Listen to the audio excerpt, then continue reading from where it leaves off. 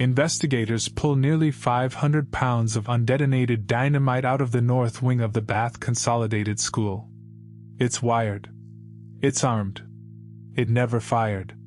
Andrew Kehoe, the school's own board treasurer, had already burned his farm and killed his wife before dawn.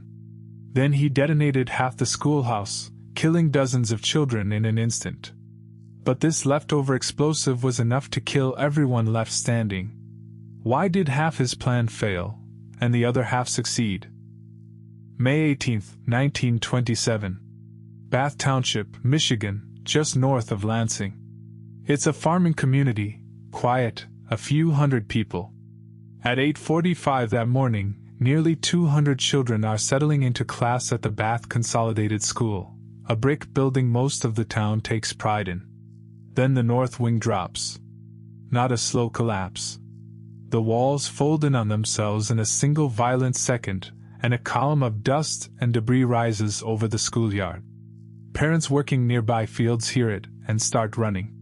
Teachers who survive the first moment start pulling students out of the wreckage with their bare hands, tearing through brick and splintered desks. Someone checks the boiler. It's untouched. There's no smell of gas, no fire spreading, nothing that explains a modern schoolhouse folding in on itself. Within the hour, state police, local firemen, and volunteers from surrounding counties converge on Bath, digging with one question driving them: what could do this to a school in broad daylight, with no warning at all? They don't yet know that 16 miles of country road away, something else already happened first, and it's still burning. Word reaches responders that a farm belonging to Andrew Kehoe, the school board's treasurer, is on fire outside town. Someone is sent to check on his wife, Nellie. She hasn't been seen all morning. What they find stops them cold. The farmhouse and every outbuilding are burning or already collapsed. Nellie Kehoe is dead, her body found near the wreckage, killed before the fires were even set. In the barn, searchers find the farm's horses, their legs deliberately bound together, left to die in the flames rather than run free. Nothing about this fire looks accidental. And on the farm fence, wired into place like it was meant to be read, is a handwritten sign. Accounts describe it saying something close to, "Criminals are made, not born." It reads like a message left for whoever came looking for answers. Investigators barely have time to process any of it. Because at almost the exact moment they're standing in Kehoe's burning yard, a truck is already speeding toward the ruined school, and the man driving it is very much alive. The truck pulls up outside the school just as rescue crews are still digging through the north wing. Behind the wheel is Andrew Kehoe. He calls out to school superintendent Emery Hike, who walks over to speak with him. Then Kehoe detonates the vehicle. Some accounts suggest he triggered it himself, possibly firing a rifle into the truck bed as detonator, packed as it was with dynamite and loose metal turned into shrapnel. The blast kills Kehoe instantly. It kills Hike. It kills a local postmaster, a retired farmer, and others standing near the wreckage trying to help. In under an hour, Bath has gone from one unexplained collapse to two coordinated bombings and a farmhouse fire, all clearly connected, all committed by the same man, who is now dead in the schoolyard he just attacked a second time. Investigators can't question him. What they're left with is a body, a burned farm, a demolished school wing, and a town full of grieving families, and still no answer for why a school board treasurer, a man these families trusted, would do any of this. Investigators start pulling records, and a financial picture emerges fast. Kehoe has been losing his farm for over a year, behind on mortgage payments, facing likely foreclosure. Neighbors describe him as meticulous, intelligent, mechanically gifted, the man people in Bath called when something needed fixing. As a member of the school board, he'd fought hard against the special property tax that funded the very school building he later destroyed, and lost that fight. Some accounts suggest he also resented being passed over for a local commissioner post around the same time, one more grievance layered onto the rest.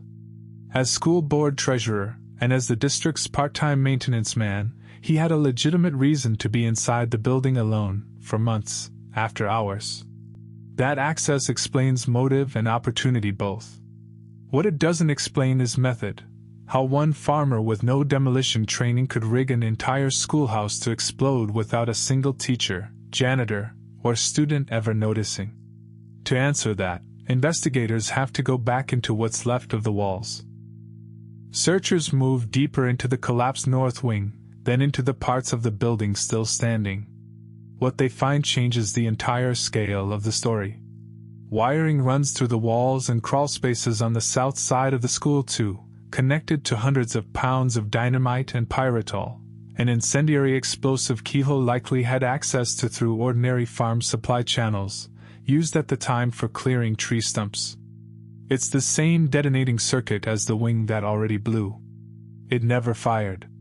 Accounts differ on exactly why. Some investigators at the time pointed to a possible short in the wiring. Others believe the force of the first explosion may have severed the connection to the second. What isn't in dispute is the arithmetic. Kehoe had spent months, some accounts suggest since the previous fall, smuggling explosives into the building piece by piece and hiding them inside the structure itself, hundreds of feet of wire running to a single switch. If that second charge had detonated as planned, it wouldn't have taken down half the school. It would have taken down all of it, with nearly 200 children still at their desks. By the time officials finish searching the wreckage and the farm, the toll stands at 38 elementary school children, along with 2 teachers, Superintendent Hike, a postmaster, and Nellie Kehoe. With Kehoe himself included, accounts put the total near 45 deaths. Nearly a century later, it remains the deadliest attack on a school in American history. Bath buries its children within days, in a town too small to have ever expected a tragedy of this size. There's no national conversation about school security that follows, no major law passed in response. 1927 doesn't yet have language for what happened here. What investigators are left holding is a motive built from money and grievance, a method assembled patiently over months in plain sight, and a second bomb that, by luck alone, never got the chance to finish what the first one started. Andrew Kehoe spent over a year planning Bath's destruction in near-total secrecy, hiding explosives in a school where children walked past them every single day. His grievance was, on paper, a few $100s in property tax and a farm he couldn't save. What he built from it was the deadliest school attack in American history, and it was worse, almost incomprehensibly worse, than the one bomb that actually went off. Bath, Michigan rebuilt its school, and the town still carries the story carefully, as a warning about what unresolved grievance can become when it's given months, patience, and dynamite instead of an outlet. This has been case file number 021.